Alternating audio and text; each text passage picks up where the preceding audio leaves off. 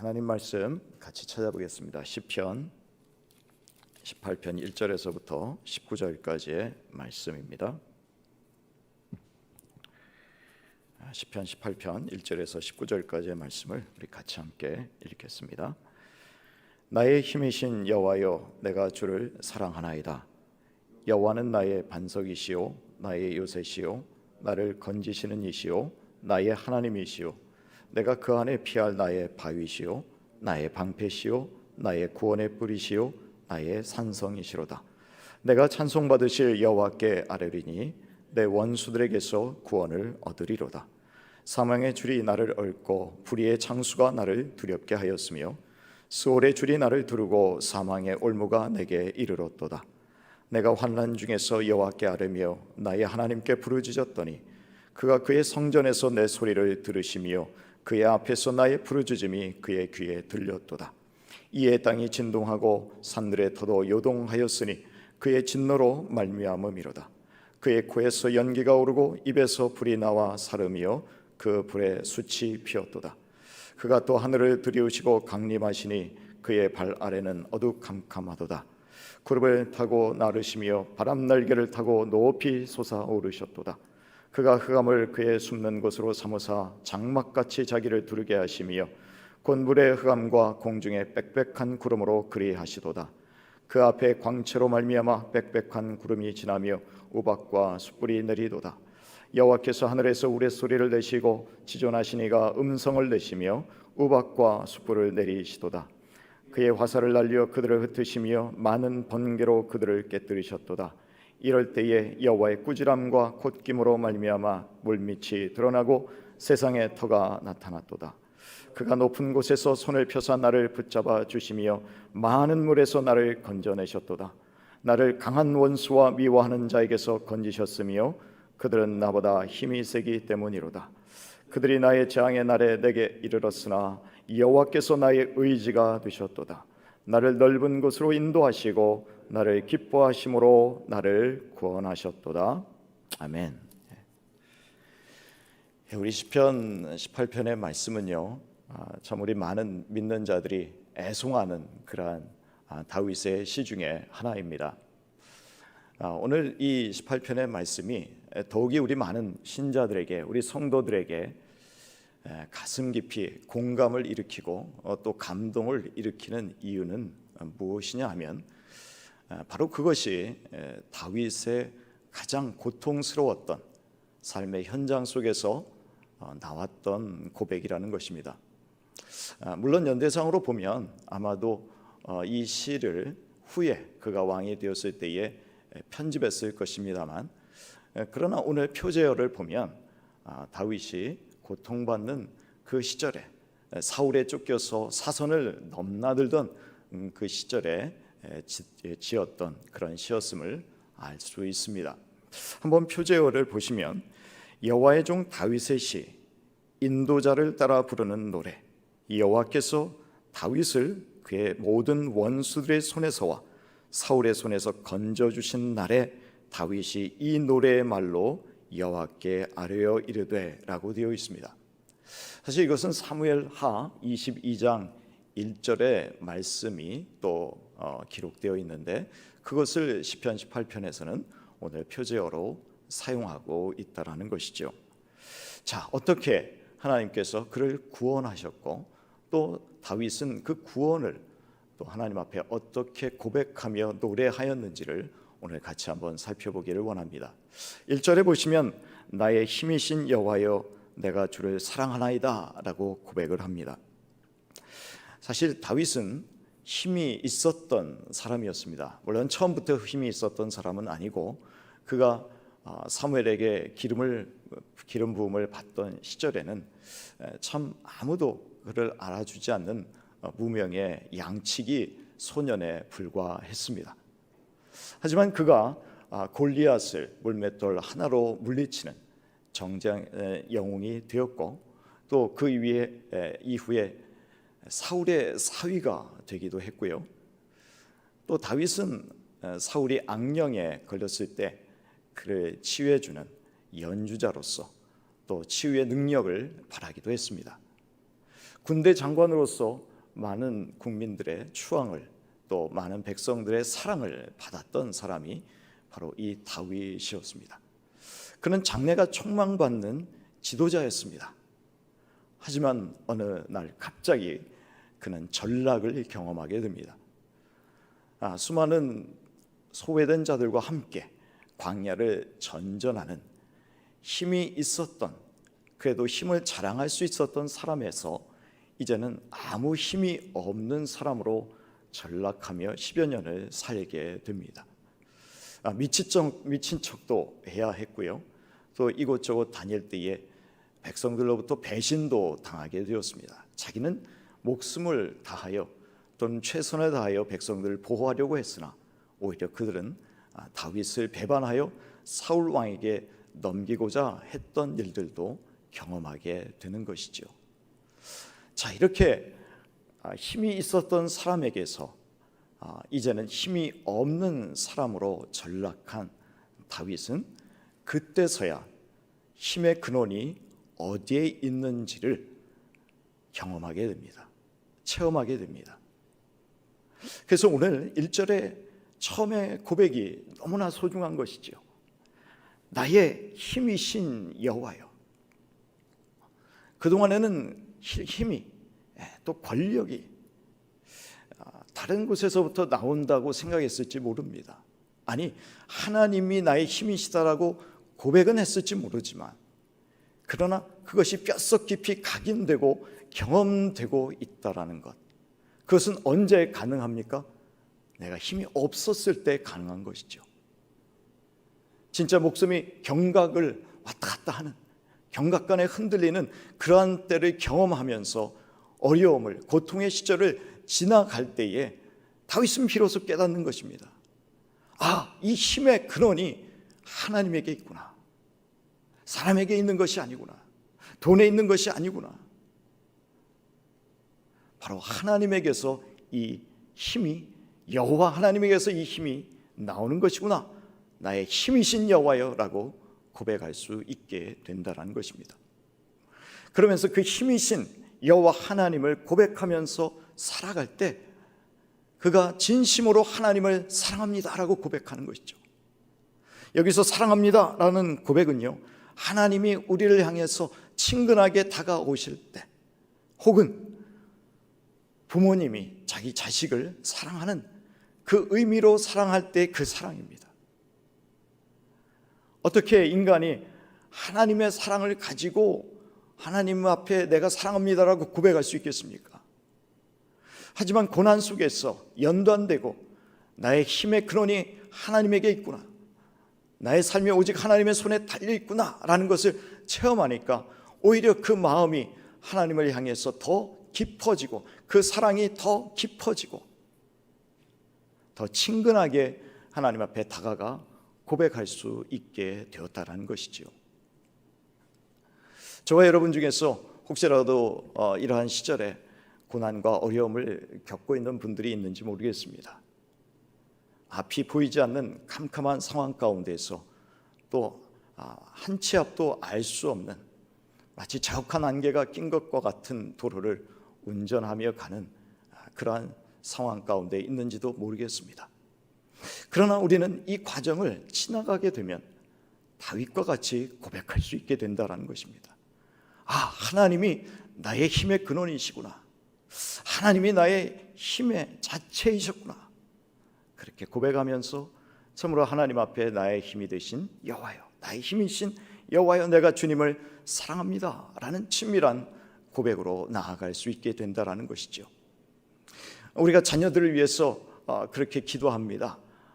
되도록이면 고난 없이 이 아이가 지금의 인생길을 살아갔으면 좋겠습니다 라고 우리는 하나님 앞에 기도할 수가 있습니다. 감히 하나님, 참 다윗과 같은 고난을 지나가게 해주십시오 라고 기도하는 건 쉽지가 않습니다. 그러나 우리가 진정 자녀들을 사랑한다면 자녀들의 입술에서 내가 주님을 사랑합니다 라는 친근한 고백이 나와야 되지 않겠습니까? 고난을 통해서 연단받고 정금같이 빚어지는 축복이 있다면 우리 자녀에게 가장 큰 축복이 아니겠습니까?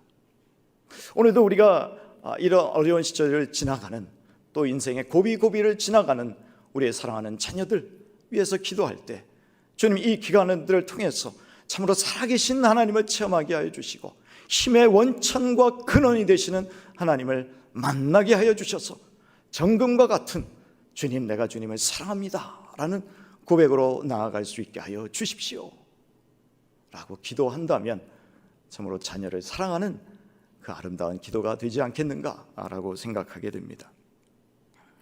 바로 이 다윗이 이렇게 하나님이 나의 힘이십니다 라고 고백할 수 있었던 이유는 무엇입니까? 2절에 나와 있습니다. 여호와는 나의 반석이시기 때문에 그렇습니다. 당시의 팔레스타인 지형은 변화무쌍했다고 합니다. 그러나 편편한 바위, 든든한 바위, 변함이 없는 하나님의 구원을 상징하고 있습니다. 보호를 상징하고 있습니다. 흔들림이 없지요. 그 요새에 들어가면 누가 쫓아올 수도 없습니다. 그래서 바로 바위시오 나의 요새이신 하나님은 자신을 건지시는 이시다 라고 고백하고 있습니다. 그 당시에 다윗이 광야에 있을 때에 많은 돌산들을 돌산들이 다윗의 피난처가 되었습니다.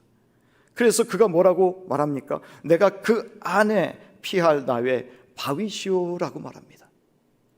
그의 지형들 속에서 다윗은 보호를 받았고 또 그것을 통해서 구원을 받았습니다. 하나님이 나의 방패시오라고 고백을 합니다. 나의 구원의 뿌리시오, 나의 산성이시로다. 산성은 어떤 성경에 보면은 망대라고도 되어 있습니다. 하나님께서 보호해 주시는 곳이기도 하지만 그러나 늘 높은 망대에서 적군의 동태를 살펴보는 것처럼 다윗을 또 그렇게 지켜보시고 보호하여 주시는 하나님이시다라고 고백하는 것이죠. 다윗의 삶의 고백을 그가 광야를 전전했었을 때 그 많은 지형들 속에서 보호를 받았고 구원을 받았던 것이 하나님에 대한 고백으로 흘러나오고 있는 것입니다. 구원의 뿔, 우리 뿔이라고 하는 것은 승리의 상징이기도 합니다. 보호의 상징이기도 합니다. 우리는 뿔을 붙잡을 때, 구원의 뿔이신 하나님을 붙잡을 때 참된 구원의 능력을 체험할 수 있게 됩니다. 사실 우리 주변에 있는 사람들을 더 붙잡고 싶을 때가 있습니다. 왜냐하면 더 가까우니까요. 더 쉬우니까요. 잡기 쉬우니까. 그 구원의 뿔이라고 생각하는 백그라운드를 잡을 수도 있고 또 돈을 잡을 수도 있고 또는 권력을 잡을 수도 있겠죠. 그러나 다윗이 체험한 것은 무엇입니까? 구원의 뿔이신 하나님을 붙잡을 때 가장 안전하다라는 것입니다. 거기에서 구원을 진심으로 보장받을 수 있구나라는 것을 체험했다라는 것입니다. 그래서 3절에 보시면 내가 찬송받으시 여호와께 아뢰리니 내 원수들에게서 구원을 얻으리로다. 이 다윗이 하나님이 어떤 분이신지를 깨달았고 그 구원과 보호를 체험했기에 하나님 앞에 기도함으로 다가가는 것이죠. 확신 있게 고백합니다. 너의 원수들에게서 구원을 얻으리로다. 그 원수들은 어떤 사람들입니까? 4절과 5절에 보시면 사망의 줄이 나를 얽고 불의의 창수가 나를 두렵게 하였으며, 그들이 다윗을 죽이려고 하는 사람들이라는 것이죠. 그들 때문에 다윗은 꼼짝없이 잡혀 죽게 된 상황에 처하게 되었었다라는 것입니다. 여기에 불의의 창수라는 말은 파멸의 파도라는 그런 말입니다. 이 파멸, 불의라는 말이 벨리알이라는 말입니다. 아주 사악한 사람들 앞에 쓰여지는 단어입니다. 사악한 사람들은 다윗을 늘 죽이려고 달려들었고 어느 때에는 내가 이제는 죽었구나, 도저히 빠져나갈 수 없는 상황이 되었구나, 내가 이제 생명을 잃었구나 라는 그런 상황 속에 또 처하게 될 때가 있었다라는 것입니다. 5절에도 마찬가지지요. 수월의 줄이 나를 두르고 사망의 올무가 내게 이르렀도다. 곳곳에 들려오는 것은 지옥의 소리밖에 안 들립니다. 내가 이게 죽었구나. 사망의 덫에 갇힌 그러한 경험이 다윗에게 있었다라는 것입니다. 우리가 혹시라도 저렇게 하나님이 사랑하시고 택한 자인데 왜 저런 어려움이 있습니까? 왜 저렇게 질병에 걸려서 고생합니까? 또는 왜 이렇게 경제적으로 어려워서 힘겨운 시간들을 보내야 됩니까? 왜 이렇게 자녀들은 서울생입니까? 여러분, 택한 자라도, 하나님께서 기름을 부어서 세운 다윗이라도 그러한 어려움, 사망의 음침한 골짜기를 지날 때가 있었다라는 것이죠. 그래서 우리는 함부로 판단하면 안 된다는 것입니다. 하나님께서 사랑하는 자, 택하신 자라도 고난이 있습니다. 죽을 고비를 넘기게 된다라는 것입니다. 그것은 하나님께서 계획하신 것이죠. 그럴 때 다윗이 한 것은 6절의 말씀입니다. 6절의 말씀 우리 같이 한번 읽겠습니다. 내가 환난 중에 여호와께 아뢰며 나의 하나님께 부르짖었더니 그가 그의 성전에서 내 소리를 들으시며 그의 앞에서 나의 부르짖음이 그의 귀에 들렸도다. 그래서 다윗은 이 모든 상황 가운데서 더욱 간절히 하나님을 찾은 것이지요. 하나님께 기도한 것입니다. 하나님께 부르짖은 것입니다. 그랬더니 하나님께서 그의 성전에서 소리를 들으셨습니다. 당시에는 성전이 물론 없었습니다. 솔로몬 때에야 성전이 지어졌습니다. 다윗은 믿음의 상상력을 동원해서 하늘의 성전에서 자신의 기도를 듣고 계시는 하나님, 그분을 지금 상상하고 들으시는 하나님에 대해서 고백하는 것이죠. 하나님이 내 기도를 들으셨구나 라는 것을 지금 다윗이 그렇게 고백하고 있는 것입니다. 다윗은 이런 믿음의 상상력을 동원했을 때 또 하나님께서 어떻게 임재하시는지를 쭉 그가 나열하고 있습니다. 7절에 보시면 땅이 진동하고 산들의 터도 요동하였으니 지진이 나는 것이죠. 그 이유는 무엇입니까? 그의 진노로 말미암음이로다. 하나님께서 사랑하시는 자가 저렇게 죽음의 고비에 있으니 악한 자들이, 원수들이 괴롭히니까 하나님이 진노하시는 거예요. 그 진노의 모습이 이 진동으로 나타나고 또 지진으로 나타나고 있는 것입니다. 그의 코에서 연기가 오르고 입에서 불이 나와 사름이여 그 불에 숯이 피었도다.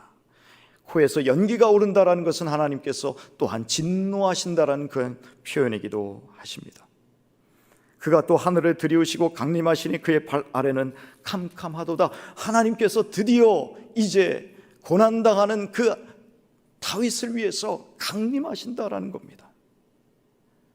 10절에 보시면 구름을 타고 다니시며 바람 날개를 타고 높이 솟아오셨도다, 오르셨도다. 천사를 동원하십니다. 하나님께서 부리시는 당신의 종들을 통해서 다윗을 구원하시기 위해서 활동하고 계시는 모습을 보여주고 계십니다. 그가 흑암을 그의 숨는 곳으로 삼으사 장막같이 자기를 두르게 하시며 곧 물의 흑암과 공중의 빽빽한 구름으로 그리 하시도다. 그 앞에 광채로 말미암아 빽빽한 구름이 지나며 우박과 숯불이 내리도다. 모든 자연 현상들, 사람을 두렵게 하는 우박이라든지 천둥이라든지 번개라든지 이런 모습들이 또 나타나고 있는 것이 무엇 때문입니까? 하나님께서 왜 이렇게 움직이고 계십니까? 바로 구원하시기 위해서입니다. 13절입니다. 여호와께서 하늘에서 우레소리를 내시고 지존하시니가 음성을 내시며 우박과 숯불을 내리시도다. 그의 화살을 날려 그들을 흩으시며 많은 번개로 그들을 깨뜨리셨도다. 이럴 때에 여호와의 꾸지람과 콧김으로 말미암아 물밑이 드러나고 세상의 터가 나타났도다. 하나님께서는 홍수를 내리시는 분이기도 하지만 물을 말리시는 분이시기도 하시죠. 홍해에 이스라엘 백성이 마른 땅으로 건너가게 하시는 그런 모든 자연현상을 주관하시는 하나님이심을 다시 한번 보여주고 있습니다. 과연 다윗이 그럴 만한 가치가 있습니까? 그러나 하나님께서는 그렇게 나타나셔서 하늘과 땅을, 천지를 진동시키고 계신다. 그 한 사람을 구원하시기 위해서라는 것이죠. 여러분, 우리는 신약 성경 사도행전 16장에 보면 바울과 실라가 감옥에서 매를 맞고 찬송하며 기도할 때 지진이 나고 옥문이 흔들리고 옥문이 열렸던 것을 우리는 성경을 통해서 확인할 수 있습니다. 하나님께서 그렇게 진동시키셨던, 지진을 일어나게 하셨던 이유가 무엇입니까? 당신의 자녀를 구원하시기 위함이었고, 또 그것을 통해서 교회를 세우기 위해서, 한 영혼이라도 주님 앞에 돌아오게 하시기 위해서 그렇게 하신 것입니다. 16절에서 19절까지의 말씀입니다. 그가 높은 곳에서 손을 펴사 나를 붙잡아 주시며 많은 물에서 나를 건져내셨도다. 많은 물에서 나를 건져내셨다. 그러니까 우리는 모세가 생각이 납니다. 하나님께서 물에서 모세를 건져내어 이스라엘의 구원자로 삼으셨듯이 하나님께서 다윗을 높은 곳에서 손을 펴서 붙잡아 주시고 구원해 주셨다라는 겁니다. 17절에도 나를 강한 원수와 미워하는 자에게서 건지셨으며 그들은 나보다 힘이 세기 때문이로다. 하나님께서 우리를 구원하시는 것은 우리가 약하기 때문입니다. 약함은요, 우리가 부끄러워해야 될 그러한 모습이 아닙니다. 오히려 약함을 자랑하시길 바랍니다. 하나님 약한 다윗을 구원해 주셨듯이, 약한 자를 구원해 주셨듯이, 아무 힘도 쓸 수 없는 아기 모세를 구원해 주셨듯이, 하나님 나는 약합니다. 부족합니다. 그래서 하나님의 능력을 바라며 저 높은 곳에서 하늘에서 흘러나오는 구원을 갈망합니다 라고 우리는 담대히 기도하며 나아갈 수 있다는 것입니다. 18절의 말씀, 19절의 말씀을 읽겠습니다. 그들이 나의 재앙의 날에 내가 이르렀으나 여호와께서 나의 의지가 되셨도다. 나를 넓은 곳으로 인도하시고 나를 기뻐하심으로 나를 구원하셨도다. 원수들이 재앙의 날에 다윗을 죽이려고 달려듭니다. 그러나 걱정할 필요가 없습니다. 하나님께서 나의 의지가 되셨구나. 나를 지지해 주시는 분이고 나를 후원해 주시는 분이 하나님이시구나 라고 고백하기 때문에 흔들림이 없습니다. 마지막 절에 보시면 나를 넓은 곳으로 인도하시고, 다윗은 좁디 좁은 동굴에서 또 그 광야를 전전하며 또 슬픔과 수고의 떡을 먹으며 살아가고 있습니다. 그러나 하나님께서 결국은 어떻게 하십니까? 그 좁은 길에서, 고통의 길에서 넓은 길로, 축복의 길로, 평안의 길로, 환희의 길로 인도하신다라는 것입니다. 이렇게 구원하시고 또 인도하시는 이유가 무엇입니까? 나를 기뻐하심으로 나를 구원하셨도다. 하나님께서는 우리를 기뻐하십니다. 다윗만 기뻐하신 것이 아니라 우리 한 사람 한 사람을 기뻐하십니다. 여러분, 스바냐에 보시면 우리 스바냐가 고백한 그런 내용이 있습니다. 우리 스바냐 3장 17절의 말씀을 우리 시간에 읽고 말씀을 정리하도록 하겠습니다. 스바냐 3장 17절의 말씀입니다. 너의 하나님 여호와가 너의 가운데에 계시니 그는 구원을 베푸실 전능자이시라. 그가 너로 말미암아 기쁨을 이기지 못하시며 너를 잠잠히 사랑하시며 너로 말미암아 즐거이 부르며 기뻐하시리라 하리라. 이스라엘 백성이 기뻐할 만한 조건을 갖추지 않았습니다. 사실 처음에 다윗을 택하실 때도 다윗에게 그렇게 택함받을 만한, 왕으로 부름받을 만한 대단한 조건이 있어서 하나님이 구원하시고 택하신 것 아니지요. 하나님이 부르신 것 아닙니다. 저와 여러분도 마찬가지입니다. 그저 하나님이 사랑하셔서 우리를 불러주시고 하나님의 자녀로 삼아주시고 그리고 우리를 기뻐하십니다. 바로 그 하나님이 우리의 하나님이 되심을, 나의 하나님, 나의 여호와가 되심을 오늘도 믿음으로 받아들이며 고백하며 담대하게 오늘 하루를 살아가시는 저와 여러분이 되시기를 주님의 이름으로 축원합니다. 하나님께서 오늘도 응답하사 우리의 신음까지라도, 우리의 탄식 소리까지라도 들으시는 하나님께서 오늘도 팍팍한 삶의 현장, 고통스럽고 괴롭고 때로는 우리의 눈물이 나게 하는 현장일지라도 주님께서 온 천지 만물을 동원하셔서 땅을 움직이시고 천사들을 동원하시고 또한 자연 만물을 동원하시는 그 하나님께서 다윗에게 역사하셨듯이 또 수많은 이스라엘 백성들에게 역사하셨듯이 오늘도 사랑하는 저와 하나님의 자녀들에게 역사하셔서 지울 수 없는, 아니 도저히 그것을 어떻게 또 평언할 수 없는 찬송과 노래소리로 오늘도 고백할 수 있는 구원으로 함께하여 주실 줄 믿습니다. 우리 이 시간에 같이 한번 기도하겠습니다.